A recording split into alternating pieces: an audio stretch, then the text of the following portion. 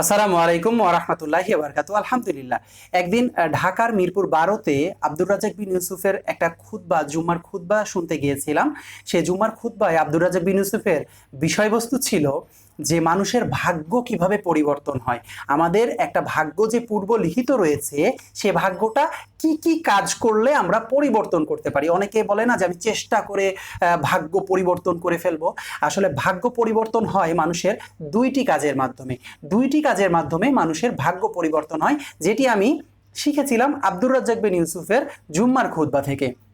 সেটি আজকে আপনাদের সাথে শেয়ার করার জন্য এসেছি।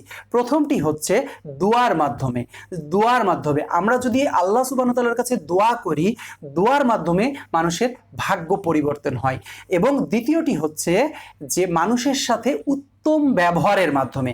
আমরা যদি মানুষের সাথে উত্তম ব্যবহার করতে পারি, উত্তম আচরণ করতে পারি, তাহলে মানুষের ভাগ্য পরিবর্তন হয়। তো ভাগ্য পরিবর্তন হয় দুইটি কাজের মাধ্যমে, একটি হলো দোয়া করলে, আরেকটি হলো মানুষের সাথে উত্তম আচরণ করলে, উত্তম ব্যবহার করলে। যেমন ধরেন আপনার কোনো একজন শত্রু, তার সাথে আপনি খারাপ ব্যবহার করেন, এখন থেকে আপনি যদি ভাগ্য পরিবর্তন করতে চান, তাহলে তার সাথে আপনাকে উত্তম ব্যবহার করতে হবে।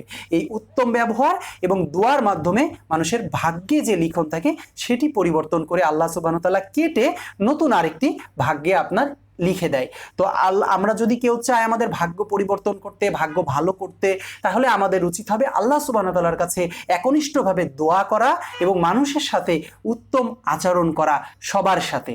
আসসালামু আলাইকুম ওয়া রাহমাতুল্লাহি ওয়া বারাকাতুহু।